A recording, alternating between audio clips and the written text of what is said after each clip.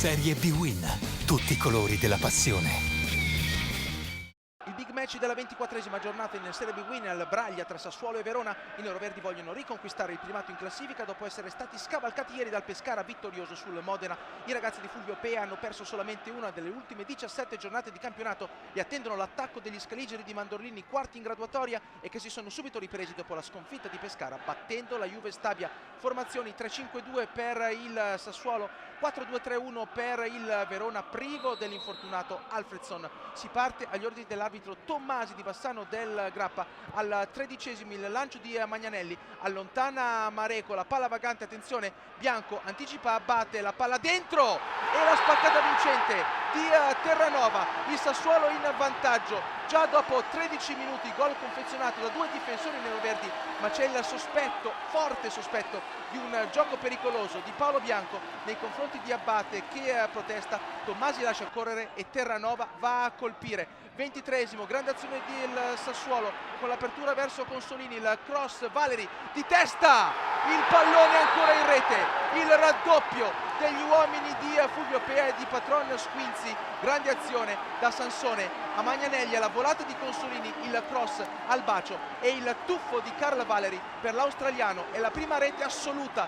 in Serie B-Win con la maglia del Sassuolo. Il Verona, scosso, reagisce con questo numero di Juanito Gomez, sul quale salva in uscita Pomini. Rivediamo il dribbling dell'argentino che va a superare tutti, non l'estremo difensore del Sassuolo. Da sinistra ancora Juanito Gomez, fa quello che vuole, il velo di Taxidis, il sinistro sul palo di D'Alessandro. Verona vicino al gol che avrebbe potuto riaprire il match. Sansone dalla parte opposta, sinistro bloccato facilmente da Rafael, ancora Sansone su punizione, la parata di Rafael in questo caso è molto più difficile. 15 gol per Gianluca Sansone finora in Serie B-Win. 45esimo l'assist di Taxidis per Russo che di fronte a Pomini si divora un'occasione molto importante. Il Sassuolo chiude il primo tempo sul 2-0.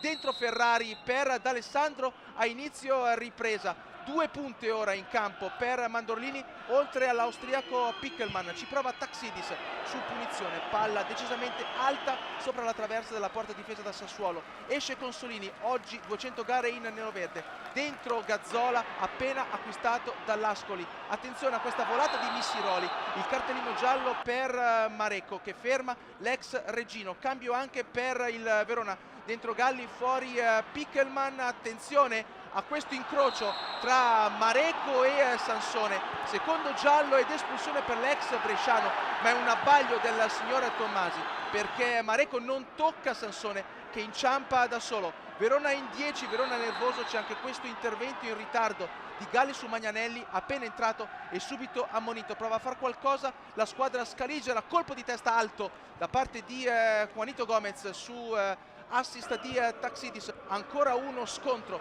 tra Magnanelli e Galli. Arriva Tommasi, secondo giallo per Galli. Il Verona all'80esimo resta addirittura in 9. Ammonito anche Magnanelli, ma il Sassuolo rimane in vantaggio di 2 gol e di 2 uomini nel finale. Da Gazzola a Marchi che prova il 3-0, respinge con i pugni Rafael. Finisce il match del Braglia. Sassuolo batte Verona 2-0. Neroverdi in testa alla classifica, quota 49 davanti al Pescara 48, Torino 47. Il Verona viene raggiunto dal Padova al quarto posto a quota 44.